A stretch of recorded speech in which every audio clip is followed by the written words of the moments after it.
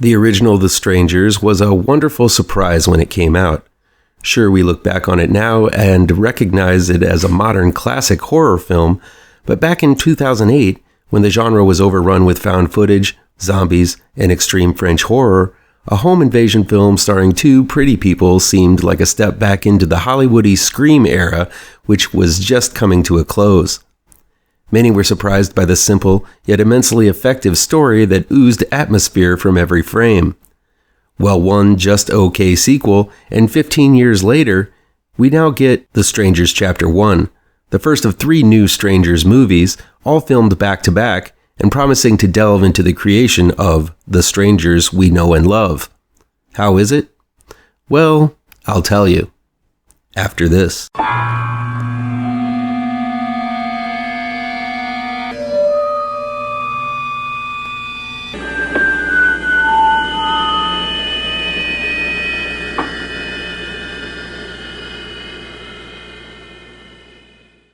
The Strangers, Chapter 1, is new in theaters today from Lionsgate Entertainment. It's directed by Renny Harlin and written by Alan R. Cohen and Alan Freedland from an original story by Brian Bertino. Maya, played by Madeleine Petsch, and Ryan, played by Ryan Brown, are celebrating their 5-year anniversary of their relationship by driving across the country so Maya can interview for a job in Portland. On the last leg of their trip, they find themselves trapped in Venus, Oregon, where their car breaks down and they're forced to stay the night at an Airbnb. Once night falls, they're attacked, seemingly for no reason, by 3 masked maniacs. Going into this first chapter of The Strangers, I was expecting familiar beats, as this movie attempted to reintroduce us to the concept, situation, and masked assailants of the strangers set against a new couple in peril. I also hoped the film would take the story in directions we haven't seen before, but what we got was only the first one. While there are some deviations, Chapter 1 is pretty much a beat-for-beat retelling of the original The Strangers, and that was disappointing. I was hoping that we would get a quick run-through of what we saw in the 2008 film, and then the movie would go somewhere new, but this movie just doesn't do that. By the time we get to the familiar scene where the couple are bound to chairs facing our 3 masked-up monsters, most of the film had passed, and only in the final few moments and a mid-credits scene do we get a hint of difference from the original story. But while it does retell the story, what The Strangers Chapter 1 doesn't do is recapture that thick sense of tension and atmosphere of the original. There was a claustrophobia to the original. The original Strangers director Brian Bertino made an intimately scary movie with extreme close-ups and a setting that felt like it was getting smaller and smaller the more we spent there. Chapter 1 director Renny Harlin keeps his camera distant, showing these characters within a large space, capturing their entire bodies from distant angles, which lessens that trapped and alone feel.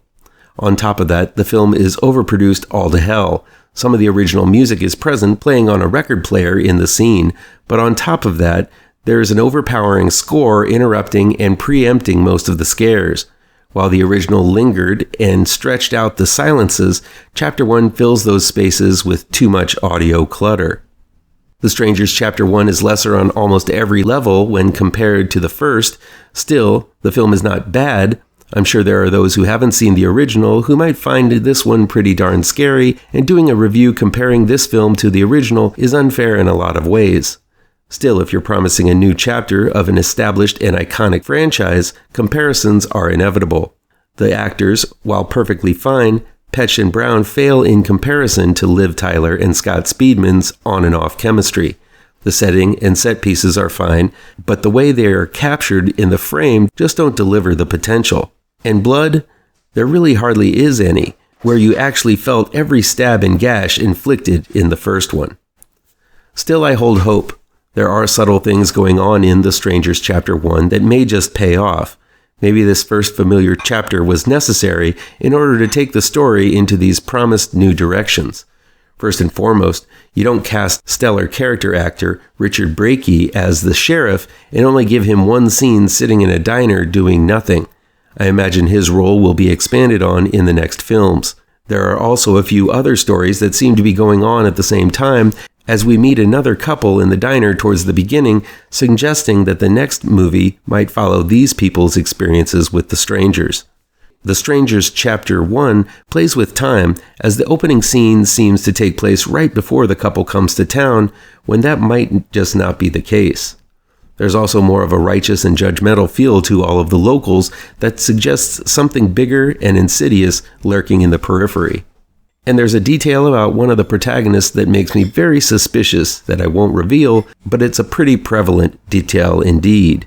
So I remain hopeful that viewing this new trilogy as a whole might feel more like a payoff than what I got from this first chapter. But that's an awful lot to ask an audience. I'm willing to go for the ride, but will people who aren't as passionate about horror as I am do the same?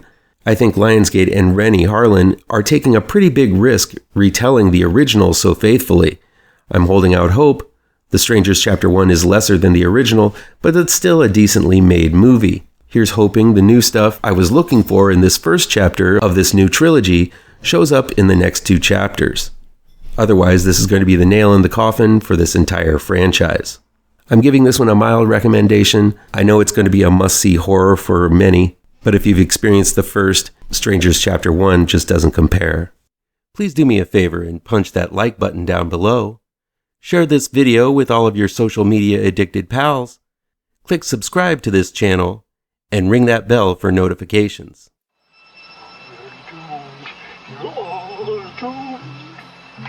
You're doomed to live the life you're meant to be, stuck inside your reality. You're doomed.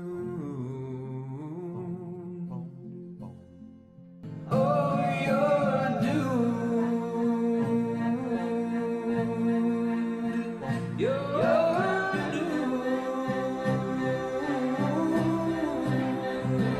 God, live the life.